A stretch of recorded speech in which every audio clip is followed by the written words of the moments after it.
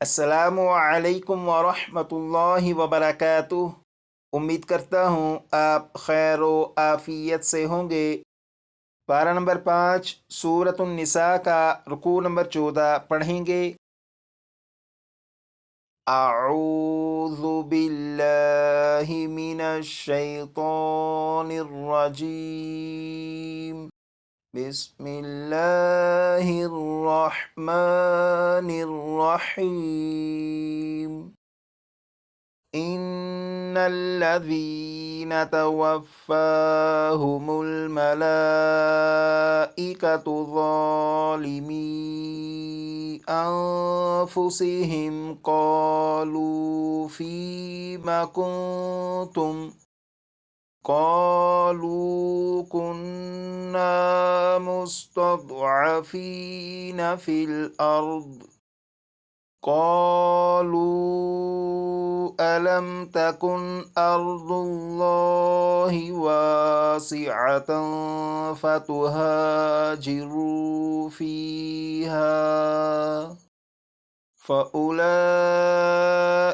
مأواهم جهنم وساءت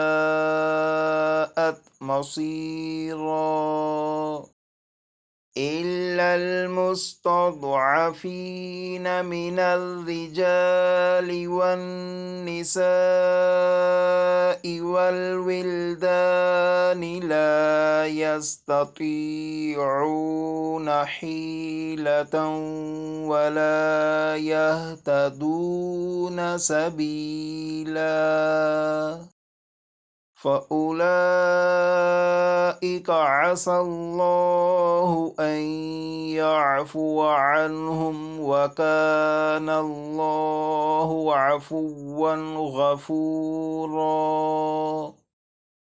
ومن يهاجر في سبيل الله يجد في الأرض مراغما كثيرا وسعة ومن يخرج من بيته مهاجرا إلى الله ورسوله ثم يدركه الموت فقد وقع أجره على الله وكان الله غفورا رحيما।